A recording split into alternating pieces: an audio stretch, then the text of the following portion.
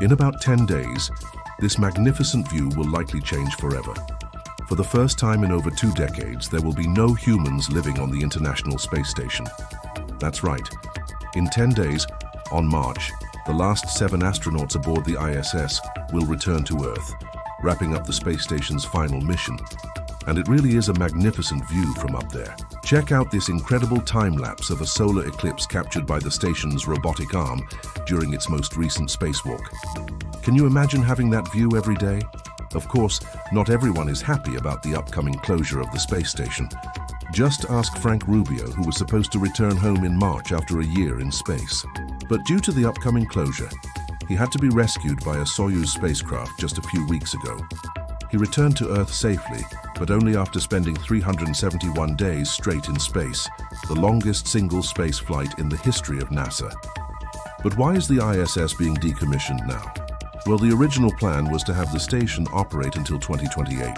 But because it costs around $3 to $4 billion per year to maintain, with most of that cost being covered by the US government, the decision was made to retire the station a little early.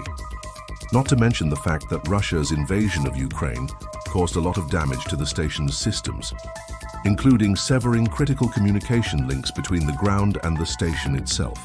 But before we say goodbye to the ISS, NASA will be hosting a special event next week to celebrate the incredible accomplishments of the station and the people who made them possible. The event will take place on March at 10 a.m. Eastern Standard Time, and you can watch it live on NASA's website or through their channel. There they'll talk about the incredible science that was conducted on the ISS, the amazing views we got to see thanks to the station's many cameras, and what the future holds for human space exploration. Personally, I think it's very fitting that the ISS will be closing down around the same time that James Webb reaches its first birthday. Sure, the two aren't related, but it's a nice way to bookend the incredible accomplishments of these two magnificent machines. Now, like the ISS, Webb will continue to push further and further into the unknown, searching for signs of life beyond our planet. Who knows what incredible discoveries the next year will bring? Well, that's all I've got for you today. As always, if you want to continue to learn about space, there's a link to my newsletter in the description below.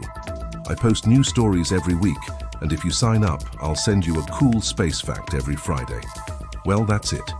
I hope you enjoyed the video, and I'll see you next time.